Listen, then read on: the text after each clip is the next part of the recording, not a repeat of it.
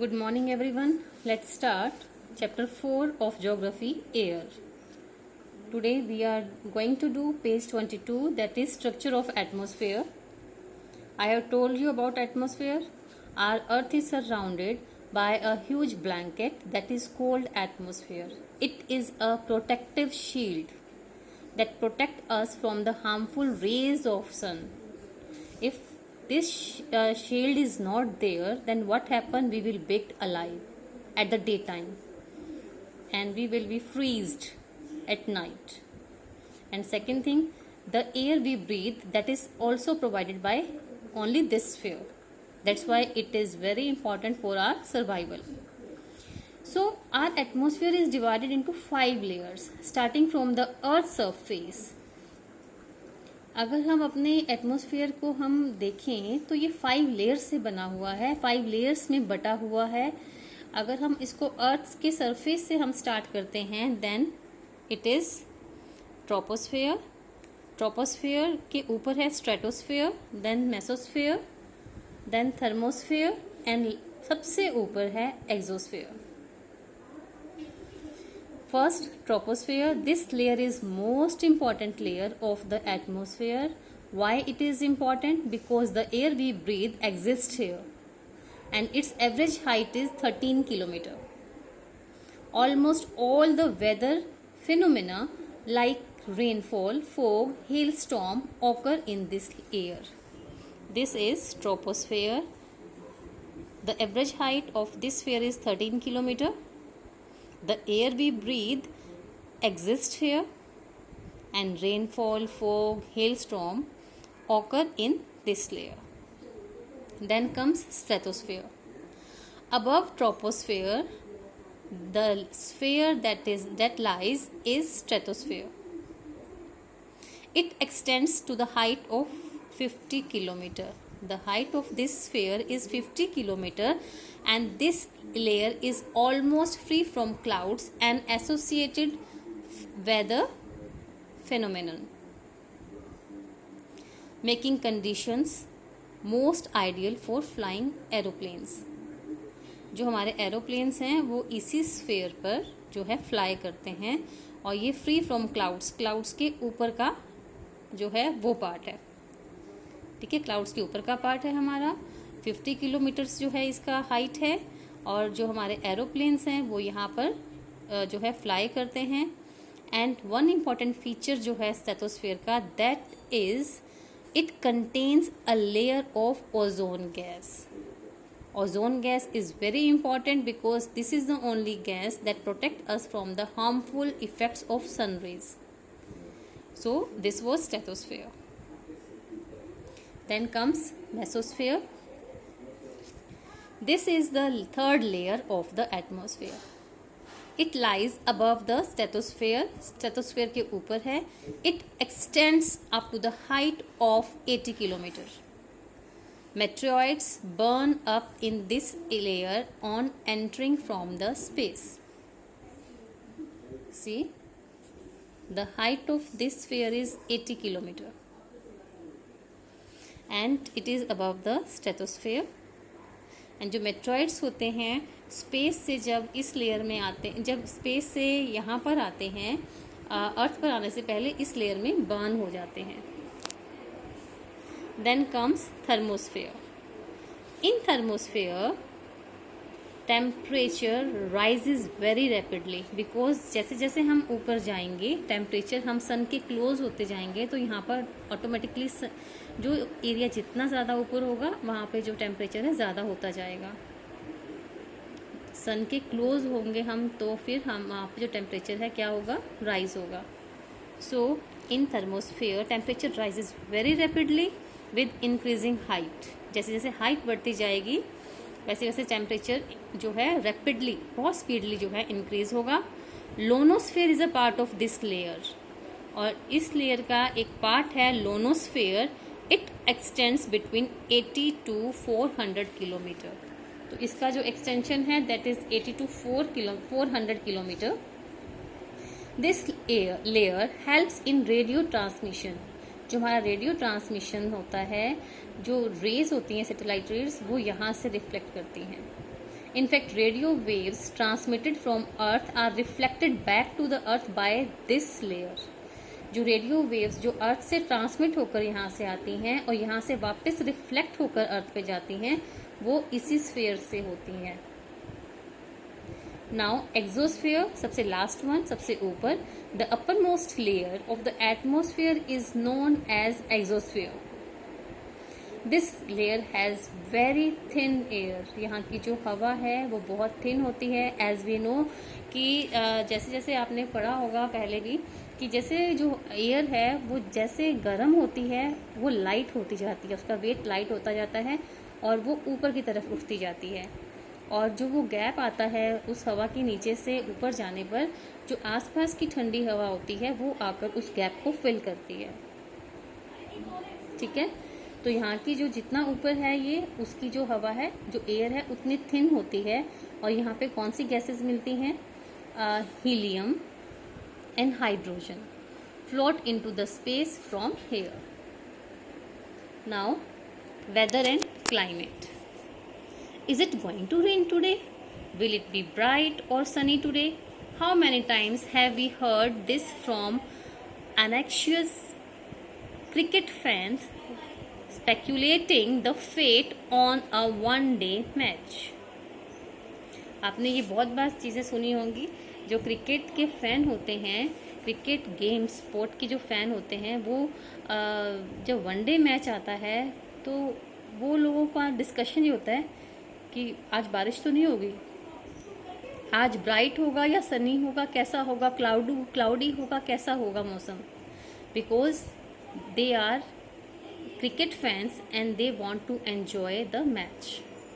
If we imagine our body to be a radio and the mind its speaker, weather is something that fiddles with its control knobs. अगर हम imagine करें अपनी body को कि it is like a radio. Have you seen radio? आपने देखा होगा, आपके दादा के पास होगा, दादी के पास, किसी के पास रेडियो ज़रूर होगा. And the mind is speaker. और आप ये सोचो कि आपका जो बॉडी है दैट इज़ रेडियो और जो माइंड है वो स्पीकर है. एंड वेदर क्या है? Weather is something that fiddles with its control knobs. Control knobs आपने देखा है कि आप अगर अपनी गाड़ी में भी अगर FM ऑन करते हैं तो उसमें कंट्रोल नोब होती है जिसमें हम स्टेशंस चेंज करते हैं. Weather is like that. Weather is this hour to hour, day to day condition of the atmosphere. Atmosphere की डे टू डे और आर टू आर जो कंडीशन होती है उसे कहते हैं weather. It is for a small time. एक छोटे टाइम का जो है फोरकास्टिंग होती है. अ हॉट और humid weather may make one irritable. अगर जब बहुत गर्मी होती है, ह्यूमिडिटी होती है. ह्यूमिडिटी क्या होता है? जब एयर में मॉइस्चर बहुत सारा होता है तो वो हमको इरिटेट करता है. It may make one irritable. But when the weather is pleasant, breezy, ठंडी हवा चल रही है, वेदर प्लेजेंट है, weather may make one cheerful. तो उससे हम क्या होते हैं, ऐसा वेदर जो है वो किसी को भी चीयरफुल बना देता है. And even plan for an outing. और ऐसे वेदर में we can plan for outing also. But if it is hot and humid, we want to stay at home under AC, right? Weather can change dramatically from day to day. Weather जो है dramatically change होता है, एकदम से change होता है day to day. However, the average weather condition of a place for a longer period of time represent the climate. जब एक जगह का जो वेदर कंडीशन है वो एक लॉन्ग पीरियड के लिए सेम रहता है तो उसे कहते हैं climate. Now do you understand why we have daily weather forecast? आपने देखा होगा कि डेली वेदर फोरकास्ट में आपके मोबाइल के ऐप में भी अगर वेदर फोरकास्टिंग का होता है तो वहाँ पे एक साइन बना होता है, how the weather will be today, cloudy और सनी और partially cloudy. Check your mobiles, you will find. Then temperature. Temperature, the temperature you feel every day. Temperature को हम लोग जो है हर रोज़ फील करते हैं is the temperature of the atmosphere. जो टेम्परेचर हम हर रोज़ फील करते हैं वो हमारे एटमोसफियर का टेम्परेचर है. तो टेम्परेचर होता क्या है? The degree of hotness and coldness of air is known as temperature. तो जो डिग्री है हॉटनेस की, गर्मी की या ठंड की, उसे हम कहते हैं temperature. This can be your internal. What you mean by temperature? Answer is the degree of hotness and the coldness of the air is known as temperature. कभी आप अगर न्यूज़ देखो तो वहाँ पर भी टेम्परेचर शो किया जाता है. अगर हम देखें तो हमारा जो इस वक्त नॉर्थ का अपने एरिया का भी हम देखें टेम्परेचर, तो दैट इज अबव 40 डिग्री. और जब आप सर्दियों में, विंटर्स में टेम्परेचर जब फोगी होता है, बहुत ठंड होती है, तो टेम्परेचर कितना होता है हमारा? 9 to 10 डिग्री. ठीक है. The temperature of the atmosphere changes not only between day and night but also from season to season. Summers are hotter than winters. जो टेम्परेचर है एटमोसफियर का, वो सिर्फ डे और नाइट में चेंज नहीं होता है. आपने ऑब्जर्व किया होगा कि दिन के टाइम पे बहुत गर्मी फील होती है बजाय की रात के. तो ये जो टेम्परेचर है सिर्फ डे एंड नाइट में चेंज नहीं होता है, बट सीजन टू सीजन भी चेंज होता है. और जो समर्स होती हैं वो विंटर से हॉटर होती हैं, गर्म होती हैं. An important factor that influences the distribution of temperature is insolation. एक इम्पॉर्टेंट फैक्टर जो कि टेम्परेचर के डिस्ट्रीब्यूशन को इफेक्ट करता है, उसे इंसोलेशन कहते हैं. क्या होता है इंसोलेशन? क्या होता है? अब question arises, what do you mean bye insolation?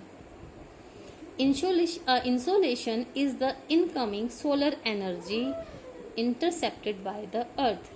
जो सोलर एनर्जी, जो सूरज की एनर्जी, जो गर्मी है, जो अर्थ जो है इंटरसेप्ट करती है, उसे कहते हैं insolation. The amount of insolation decreases from the equator towards the poles. अगर आपके पास ग्लोब है, अगर क्लास 6 में भी हमने आपको करवाया था कि इक्वेटर के ऊपर जो सन रेज हैं वो डायरेक्ट पड़ती हैं, तो the area that are near to equator that are hotter than the areas that are far from the equator. When we go from equator to the north pole, or when we go from the equator to the south pole, the temperature started decreasing because at the poles, near the poles, the sun rays fall slanting. Okay? और जो equator है वहाँ पर जो sun rays है क्या होती हैं? डायरेक्ट पड़ती हैं. दैट्स वाई वहाँ पर जो टेम्परेचर है वो ज़्यादा होता है. Temperature decreases in the same manner. So therefore the temperature decreases in the same manner. Now do you understand why poles are covered with snow? अब आपको समझ में आया कि पोल्स जो हैं north pole and south pole snow से क्यों कवर्ड होते हैं? This is because sun rays जो है वहां पर नहीं पहुंच पाती हैं. If the earth's temperature rises to high, अगर अर्थ का टेम्परेचर बहुत बढ़ जाता है, it would become too warm for some crops to grow. और वो इतना गर्म हो जाता है कि हम कुछ क्रॉप्स नहीं उगा सकते हैं उस टेम्परेचर में.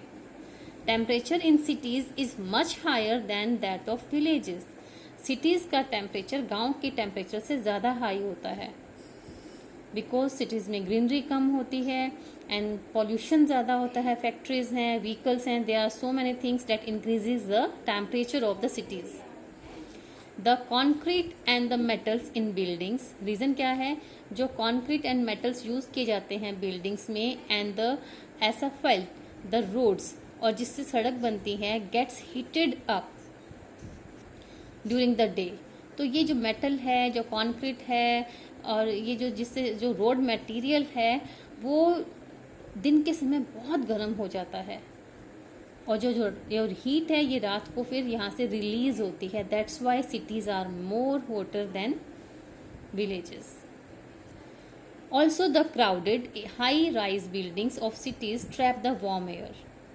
और जो शहरों में बड़ी बड़ी बिल्डिंग्स होती हैं, क्राउडेड बिल्डिंग्स होती हैं, वो बिल्डिंग्स भी जो हैं दिन के वक्त क्या करती हैं? ट्रैप कर लेती हैं वार्म एयर को, और जिसकी वजह से जो है सिटीज़ का टेम्परेचर बढ़ जाता है.